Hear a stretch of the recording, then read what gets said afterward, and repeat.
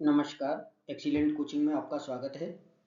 Current affairs के साप्ताहिक घटनाक्रम के अंतर्गत आज हम 15 से 21 दिसंबर के बीच के राष्ट्रीय और अंतर्राष्ट्रीय परिदृश्य का विश्लेषण करेंगे। इस वीक के जो मुख्य बिंदु होंगे वो राज्य व्यवस्था और शासन, अंतर्राष्ट्रीय सहयोग, रक्षा एवं सुरक्षा, पर्यावरण और स्वास्थ्य, विज्ञान और प्रौद्योगिकी और चर्चित व्यक्तित्व के अंतर्गत होंगे। तो इसमें सबसे पहले हम चर्चा करते हैं ग्रामीण रोजगार की एक नई गारंटी योजना की। आपको मालूम है कि 2005 में महात्मा गांधी के नाम से एक राष्ट्रीय ग्रामीण रोजगार गारंटी अधिनियम पारित किया गया था, जिसे हम मनरेगा के नाम से जानते हैं। अब इस विधेयक के स्थान पर संसद ने एक नया विधेयक पारित किया है, जिसे विकसित भारत ग्रामीण रोजगार आजीविका मिशन ग्रामीण या शॉर्ट में बीवीजी रामजी के नाम से जाना गया है। इस अधिनियम की आवश्यकता जो सरकार ने बताई कि अब विकसित भारत के लक्ष्यों के अनुरूप इस अधिनियम को बनाने की आवश्यकता थी और ग्रामीण क्षेत्र की आवश्यकताएं भी बदल गई हैं, इसलिए इस अधिनियम को लाया गया है। अब अगर हम अंतर की बात करें दोनों अधिनियमों में, तो पहले जो मनरेगा था उसमें ग्रामीण क्षेत्र के अकुशल कारीगरों को 100 दिन का न्यूनतम रोजगार की गारंटी दी गई थी। अब इसे बढ़ा करके 125 दिन कर दिया गया है। दूसरी बात, पहले की जो योजना थी उसमें पूरी योजना का वित्त पोषण केंद्र सरकार करती थी, यानी कि पूरा धन केंद्र सरकार के द्वारा मुहैया कराया जाता था। लेकिन अब इसके अंतर्गत जो व्यवस्था की गई है उसमें केंद्र 60% हिस्सा देगा और 40% हिस्सा राज्यों को वहन करना होगा, और कुछ सीमावर्ती राज्यों और पर्वतीय क्षेत्रों में केंद्र 90% हिस्सा देगा और राज्यों को 10% हिस्सा इसका मतलब अरेंज करना होगा। दूसरी बात, इसमें राज्यों को यह अधिकार दिया गया है कि फसल की कटाई और बुवाई के समय 60 दिन के लिए योजना को स्थगित किया जा सकता है, जिससे कि खेती के लिए श्रमिकों की उपलब्धता सुनिश्चित हो सके। अब चौथी जो महत्वपूर्ण बात है इसमें वो ये है कि पहले मनरेगा के अंतर्गत जो सारे कार्य कराए जाते थे वो अस्थायी प्रकार के कार्य हुआ करते थे। अब सरकार का कहना है कि विकसित भारत के लिए हमें इसमें परिवर्तन करने की आवश्यकता महसूस हुई है और अब 4 प्रकार के कार्यों को इसके अंतर्गत कराया जाएगा, जिनमें ग्रामीण क्षेत्र में जल संरक्षण से संबंधित कार्य होंगे, आपदा निर्माण के लिए जो अवसंरचनाएं बनती हैं उनसे संबंधित कार्य होंगे, और रोजगार और आजीविका बढ़ाने के लिए जिन इंफ्रास्ट्रक्चर की ग्रामीण क्षेत्र में आवश्यकता होगी उनसे संबंधित कार्य होंगे। तो इस प्रकार इस विधेयक में ये महत्वपूर्ण परिवर्तन किए गए। अब संसद ने अगला जो महत्वपूर्ण विधेयक पारित किया है वो बीमा क्षेत्र में है। सबको बीमा सबको सुरक्षा संशोधन विधेयक 2025 के नाम से इसे पारित किया गया है, और इस अधिनियम के अंतर्गत, इस विधेयक के अंतर्गत प्रत्यक्ष विदेशी निवेश की सीमा को 74% से बढ़ा करके 100% कर दिया गया है, और जो विदेशी कंपनियां हैं जो इसके लिए एलिजिबल होंगी उनका जो नेट ओन्ड फंड है यानी शुद्ध स्वामित्व निधि है वो 5 करोड़ से घटा करके 1000 करोड़ कर दी गई है। अब इस अधिनियम के लिए 3 पुराने अधिनियमों में संशोधन किया गया है। एक बीमा अधिनियम 1938, दूसरा LIC अधिनियम 1926 और तीसरा IRDAI अधिनियम 1999। इन तीनों में संशोधन करके इस नए विधेयक सबका बीमा सबकी सुरक्षा विधेयक 2025 को लाया गया है, और इस विधेयक में संशोधन करने का जो उद्देश्य है वो बताया गया है कि निवेश को आकर्षित करना, प्रौद्योगिकी हस्तांतरण यानी टेक्नोलॉजी ट्रांसफर, और बीमा पैठ को बढ़ाना, यानी कि विकसित भारत के लक्ष्यों के अंतर्गत 2047 तक अधिकाधिक लोगों को बीमा के अंतर्गत कवर करना है, बीमा राशि के अंतर्गत कवर करना है। तो इसके लिए इस सबका बीमा सबकी रक्षा विधेयक को लाया गया है। अब अगला जो बिंदु है वो है कि आप सभी जानते हैं कि भारत के जो पूर्वोत्तर राज्य हैं, नॉर्थ ईस्ट के जो 7 राज्य हैं जिन्हें 7 सिस्टर्स कहा जाता है, वे भारत की मुख्य भूमि के साथ एक बहुत ही पतले गलियारे के साथ जुड़े हुए हैं। इस पतले गलियारे को सिलीगुड़ी गलियारा कहा जाता है। ये एक तरफ बांग्लादेश से घिरा हुआ है और दूसरी तरफ नेपाल से घिरा हुआ है, और कुछ जगहों पर तो ये इतना सकरा है कि मात्र इसकी चौड़ाई 20 किलोमीटर तक रहती है। इसीलिए इस गलियारे को सिलीगुड़ी गलियारे के साथ साथ जो विशेषज्ञ हैं, रक्षा विशेषज्ञ हैं, वो चिकन नेक और एक्लिस हील के नाम से भी जानते हैं। यानी कि ये भारत के लिए कमजोर कड़ी की तरह है। और अभी पिछले दिनों बांग्लादेश में जो कट्टरपंथी सरकार आई है, उस सरकार के तमाम तत्वों ने अपने बयानों में धमकी दी है कि हम भारत के ये 7 सिस्टर्स यानी ये 7 राज्यों का संबंध भारत से तोड़ देंगे। यानी उनका सीधा सा धमकी इस सिलीगुड़ी गलियारे को काटने की है। इसीलिए भारत के सामने एक नए तरह की रणनीतिक चुनौती पैदा हो गई है और विशेषज्ञ इससे चिंतित हैं और भारत सरकार इस पर नजर बनाए हुए है। हालांकि भारत की शक्ति को देखते हुए बांग्लादेश या नेपाल के लिए ये संभव नहीं हो सकता कि वो इस गलियारे को काट दे। फिर भी एक चिंता का विषय तो बनता ही है। अगली खबर के रूप में जानते हैं कि इसी हफ्ते 15 से 18 दिसंबर तक प्रधानमंत्री 3 देशों की महत्वपूर्ण यात्रा पर गए, जिनमें मध्य पूर्व का देश जॉर्डन, अफ्रीकी देश इथियोपिया और खाड़ी का देश ओमान शामिल थे। इथियोपिया के साथ हमारे रणनीतिक साझेदारी है और वहां की सरकार ने प्रधानमंत्री मोदी को ग्रेट ऑनर निशान ऑफ इथियोपिया से सम्मानित किया है। इथियोपिया को अगर आप मैप पर देखेंगे तो ये सोमालिया की बगल में और यहाँ पर लाल सागर से सटा हुआ एक देश है और भारत के साथ इसके द्विपक्षीय संबंध बहुत पुराने हैं। ओमान की स्थिति को देखेंगे तो ये यहाँ पर मध्य पूर्व में इजराइल के बगल में स्थित देश है और इसके साथ हमारे राजनयिक संबंधों को 75 साल हो चुके हैं और अभी इसी वर्ष इसकी 75वीं वर्षगांठ थी। और एक महत्वपूर्ण बिंदु कि ओमान जॉर्डन जो है वो भारत का चौथा सबसे बड़ा व्यापारिक साझेदार है। मैं जॉर्डन की बात कर रहा हूँ, मैंने अभी ओमान का नाम गलती से ले लिया था। जॉर्डन जो है भारत का चौथा सबसे बड़ा व्यापारिक साझेदार है और भारत यहाँ से खेती के लिए आवश्यक फर्टिलाइजर यानी उर्वरक खरीदता है।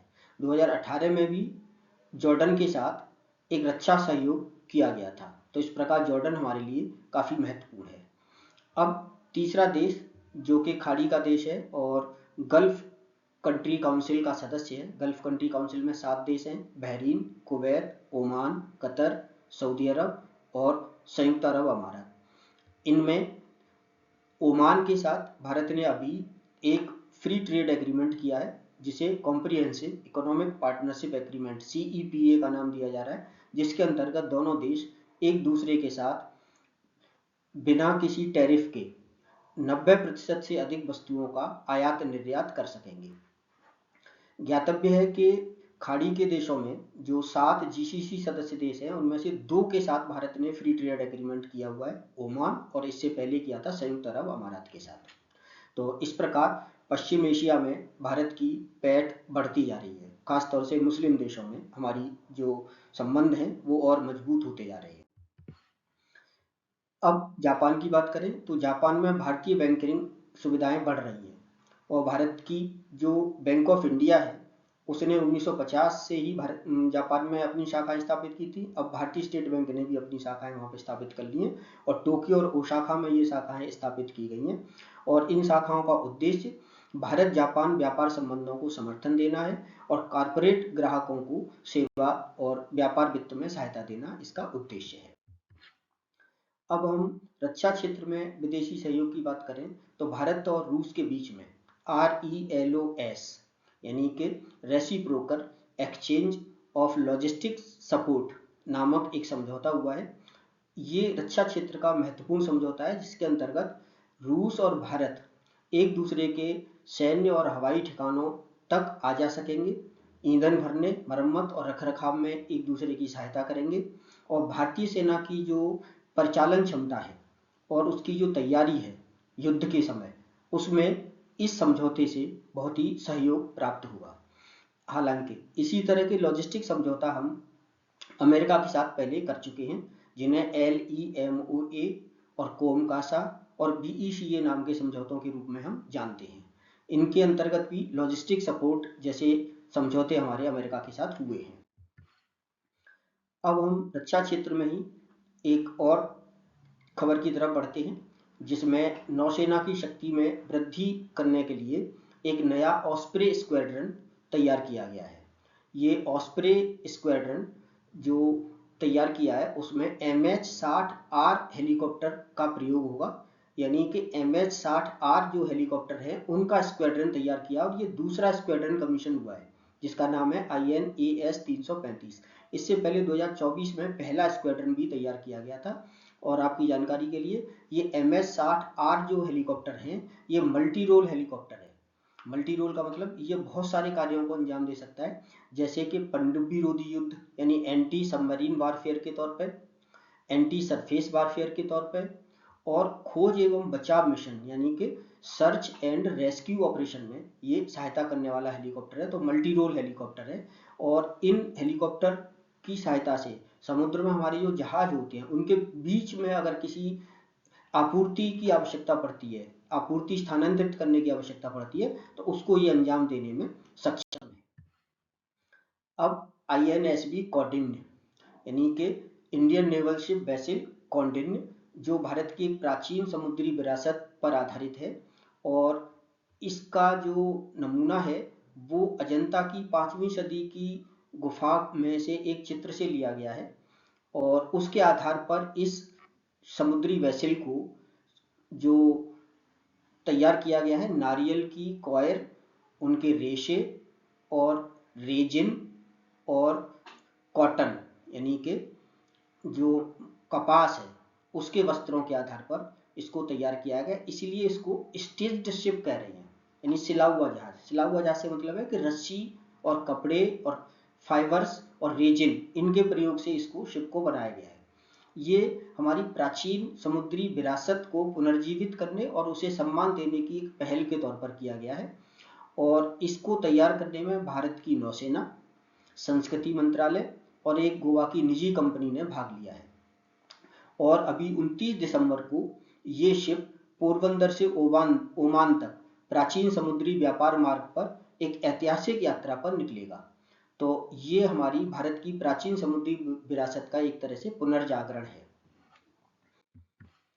अब हम स्वास्थ्य और शिक्षा के क्षेत्र की बात करें तो अभी 19 दिसंबर को नई दिल्ली में भारत मंडपम में WHO और भारत सरकार के आयुष मंत्रालय की तरफ से एक संयुक्त शिखर सम्मेलन समाप्त हुआ, जिसमें पारंपरिक चिकित्सा सुविधाओं पर चर्चा की गई, यानी कि भारत की जो पारंपरिक चिकित्साएं हैं, आयुर्वेद है और मतलब यूनानी पद्धति हैं, होम्योपैथी हैं, नेचुरल पैथी हैं यानी प्राकृतिक चिकित्सा है, इन सब को ध्यान में रखते हुए विश्व के साथ संतुलन बनाते हुए भारत सरकार ने कहा कि भारत इसमें पारंपरिक चिकित्सा में विश्व की सहायता कर सकता है, और WHO ने इसको मान्यता दी, और इसी के लिए पारंपरिक चिकित्सा वैश्विक पुस्तकालय स्थापित करने की एक घोषणा की गई।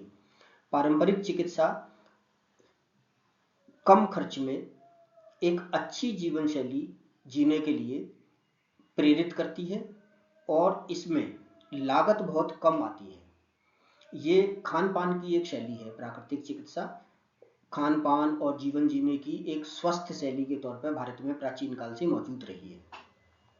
दूसरा एक महत्वपूर्ण शिक्षा के क्षेत्र में जो बदलाव हुआ कार्यक्रम, वो हुआ कि इरेस्मस जो छात्र विनिमय कार्यक्रम है, इरेस्मस एक 1987 से चलता हुआ 1987 से चलता हुआ एक कार्यक्रम है यूरोप का, जिसमें विश्वविद्यालय के छात्रों का आदान प्रदान शिक्षा के लिए किया जाता है, और यूरोपीय देश इसमें शामिल हैं।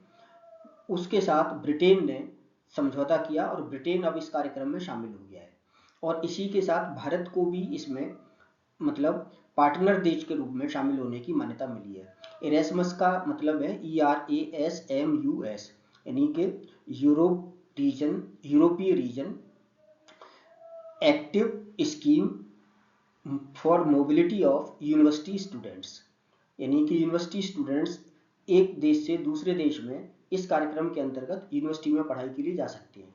और इसमें दो तरह के देश शामिल होते हैं, एक तो प्रोग्राम कंट्री होते हैं और एक पार्टनर कंट्री होते हैं। तो भारत को इसमें पार्टनर कंट्री के तौर पर हिस्सा लेने की अनुमति दी गई है, और ब्रिटेन इसमें प्रोग्राम कंट्री के तौर पर शामिल होगा।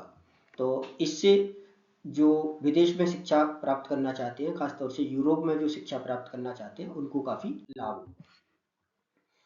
अब अगली खबर पर देखते हैं कि जो आसाम में गुवाहाटी है, उसका लोकप्रिय गोपीनाथ बारदोलोई अंतर्राष्ट्रीय हवाई अड्डा भारत का पहला प्रकृति थीम वाला हवाई अड्डा, हवाई टर्मिनल बन गया है। प्रकृति थीम का मतलब है कि यहाँ पर बांस आर्किड यानी कि बांस जो पूर्वोत्तर का एक प्रमुख मतलब पौधा है, एक प्रमुख उत्पाद है, उससे जैव विविधता और सांस्कृतिक विरासत को प्रेरित करने के लिए उसका प्रयोग वहां पर किया गया है। और लगभग 1 लाख स्वदेशी पौधों वाला एक विशिष्ट स्काई फॉरेस्ट हवाई अड्डे पर तैयार किया गया है, स्काई फॉरेस्ट। और यहाँ पर इससे नेचर के साथ नज़दीकी और नेचर को बचाने की एक मतलब भावना इस मतलब थीम से प्रेरित होती है। और एक तरह से हम जो बांस आधारित व्यवस्था है पूरे पूर्वोत्तर भारत की, उसको हम मजबूती प्रदान कर सकते हैं। उसके लिए ये पहल भविष्य में काफी कारगर साबित होगी। अब बात करते हैं मौसम पूर्वानुमान की। तो भारत में मौसम के पूर्वानुमान के लिए आधुनिक तकनीक के तौर पर 47 डॉपलर वेदर रडार का एक नेटवर्क तैयार किया गया है। यानी 47 डॉपलर वेदर रडार काम करते हैं, जो दिन रात मौसम की जानकारी लेकर के मौसम पूर्वानुमान की घोषणा करते हैं। ये एक उन्नत तकनीक है डॉपलर वेदर रडार जो है। और इस रडार में रेडियो तरंगें काम करती हैं, और इन रेडियो तरंगों के माध्यम से जो बादल हैं उनकी गति और उनकी स्थिति की सटीक जानकारी प्राप्त होती है। इस जो वेदर रडार है, इसमें 2 तरह के बैंड प्रयोग किए जाते हैं। एक एक्स बैंड होता है जो बादलों की गरज और बिजली की चमक का पता लगाता है, और दूसरा सी बैंड होता है जो चक्रवात यानी साइक्लोन की ट्रैकिंग करता है। तो इस प्रकार ये जो आधुनिक उन्नत तकनीक है, उसके अंतर्गत डॉपलर वेदर रडार का 47 रडारों का नेटवर्क तैयार करके भारत जो है वो मौसम पूर्वानुमान में काफी सटीकता से घोषणा करने में सक्षम हो पा रहा है। अब पर्यावरण संरक्षण के बारे में बात करें तो दिल्ली में खराब होते हुए वातावरण खराब होते हुए मतलब प्रदूषण की स्थिति को ध्यान में रखते हुए सख्त नियम बनाए गए हैं। और 18 दिसंबर से दिल्ली के बाहर जो रजिस्टर्ड वाहन है, उनमें गैर भारत स्टेज 6 वाहनों के प्रवेश को रोक दिया गया। यानी दिल्ली के बाहर रजिस्टर्ड भारत स्टेज 6 वाहन ही दिल्ली में प्रवेश कर सकेंगे, और इसका उल्लंघन करने पर 20,000 रुपये का जुर्माना होगा। और अगर बिना पॉल्यूशन सर्टिफिकेट के BS6 वाहन भी अगर प्रवेश करेगा दिल्ली में, तो उस पर 10,000 रुपये जुर्माना होगा। ये BS6 मानक प्रदूषण को कम करने के मानक हैं, और ये स्टेज आधारित हैं, ग्रेजुअल मतलब होती है ये भारत स्टेज 1 से लेकर के और 6 तक। और इस स्टेज के वाहनों में जो धुआं है उसमें पार्टिकुलेट मैटर, कार्बन मोनोऑक्साइड और नाइट्रस ऑक्साइड के उत्सर्जन को न्यूनतम किया जाता है, और इस उत्सर्जन में 90% तक की कटौती हो जाती है। इसके लिए इंजन के डिजाइन में परिवर्तन किए जाते हैं, उनमें फिल्टर्स लगाए जाते हैं। तो इस प्रकार प्रदूषण नियंत्रण के लिए दिल्ली में BS6 वाहन ही इजाजत मिलेगी बाहर से, ऐसा 18 दिसंबर से लागू कर दिया गया है। दूसरा महत्वपूर्ण जो बात है पर्यावरण से संबंधित, कि अभी पिछले दिनों सुप्रीम कोर्ट ने अरावली की एक नई, अरावली जो पर्वतमाला है गुजरात, राजस्थान, हरियाणा और दिल्ली में फैली हुई है 4 राज्यों में, उस अरावली के बारे में एक नई परिभाषा को स्वीकृत करने की मंजूरी दी है।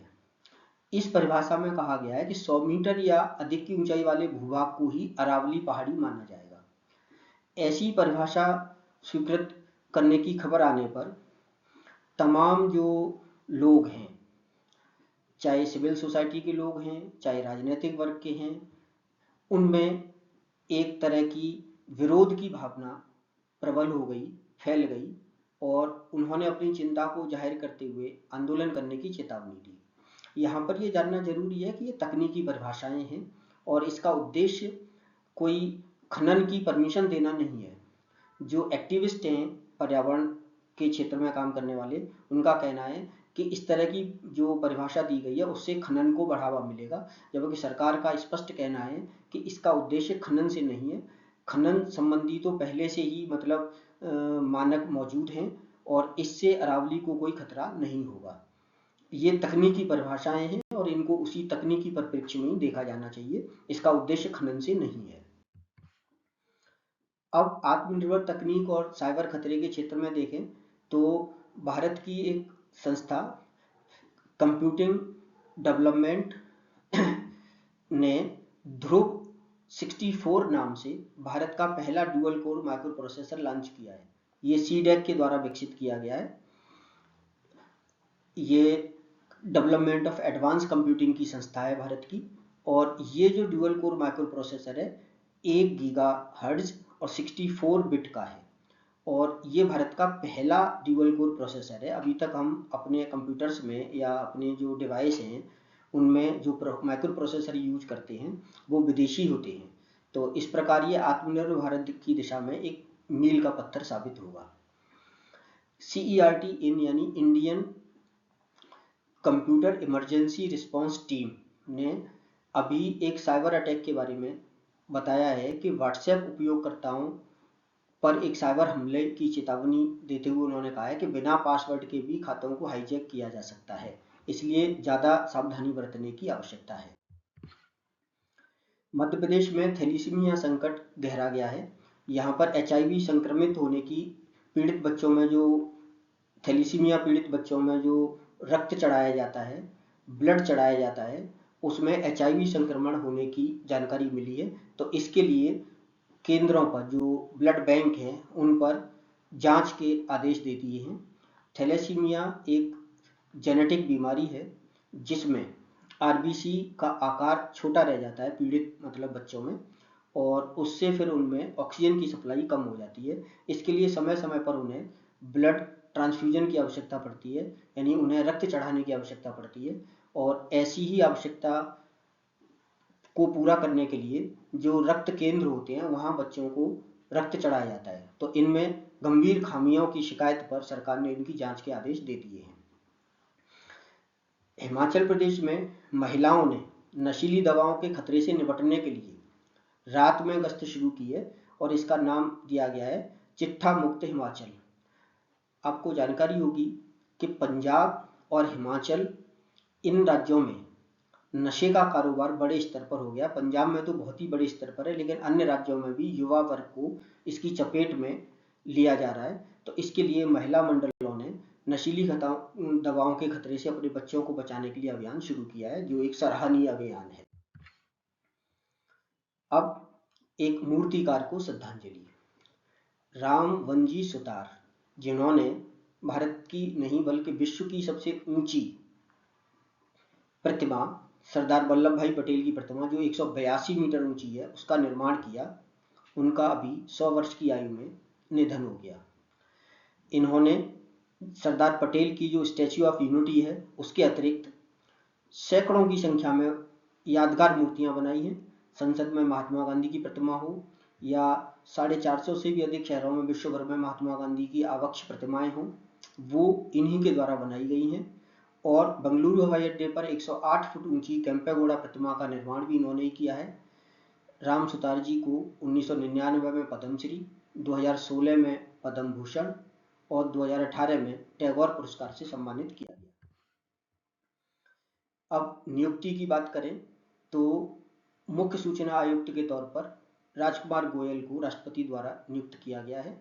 मुख्य सूचना आयुक्त की नियुक्ति के लिए एक समिति बनाई जाती है जिसके अध्यक्ष प्रधानमंत्री होते हैं और लोकसभा में विपक्ष के नेता और प्रधानमंत्री द्वारा नामित एक केंद्रीय कैबिनेट मंत्री इस समिति में शामिल होते हैं। यह समिति सुझाव देती है राष्ट्रपति को, राष्ट्रपति फिर मुख्य सूचना आयुक्त की नियुक्ति करते हैं।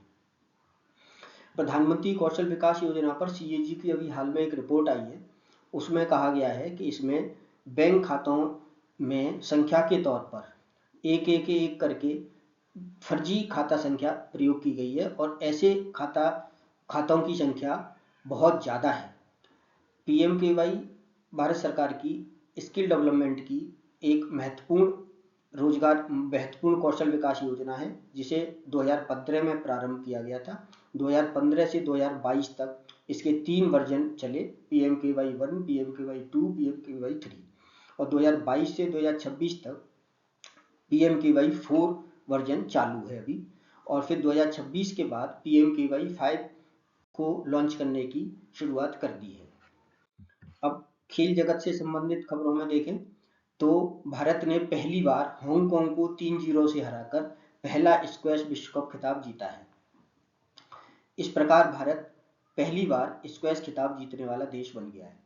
BWF वर्ल्ड टूर के फाइनल में दक्षिण कोरिया की एनसे यंग ने महिला एकल खिताब जीत करके $1 मिलियन से अधिक पुरस्कार राशि जीती, जो बैडमिंटन में इससे ज्यादा पहली बार इतनी राशि जीतने वाली पहली महिला बन गई है।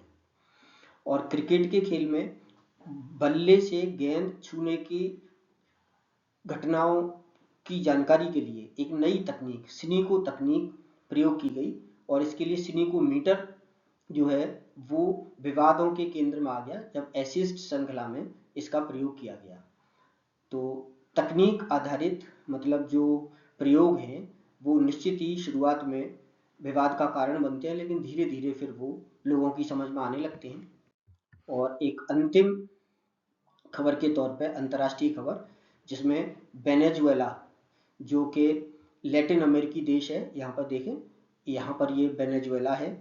तो वेनेजुएला में अमेरिकी प्रशासन ने तेल टैंकरों के प्रवेश और निकास पर पूर्ण और समग्र नाकाबंदी लागू कर दी है। हम जानते हैं कि वेनेजुएला के पास दुनिया का सबसे बड़ा प्रमाणित तेल भंडार है, और अमेरिका वहाँ की सरकार पर तानाशाही होने का आरोप लगा रहा है। वहाँ के जो राष्ट्रपति मादुरो हैं उनको अमेरिकी प्रशासन पसंद नहीं करता है, और उन पर तानाशाही का आरोप लगा करके वेनेजुएला की सरकार को डिस्टेबलाइज करने के प्रयास कर रहा है। तो इस प्रकार ये हमारा वीकली मतलब जो करंट अफेयर्स का कार्यक्रम है, और इसी तरह हर हफ्ते ये कार्यक्रम आपको मिलता रहेगा। इसके लिए आप चैनल को सब्सक्राइब कीजिए, लाइक कीजिए और अधिक से अधिक संख्या में शेयर कीजिए। इनके अगर नोट्स भी आपको चाहिए तो वो नीचे डिस्क्रिप्शन में कमेंट बॉक्स में आप लिखें, मैं वीडियो के साथ साथ इनके नोट्स भी हिंदी में आपको उपलब्ध करा दूंगा। धन्यवाद।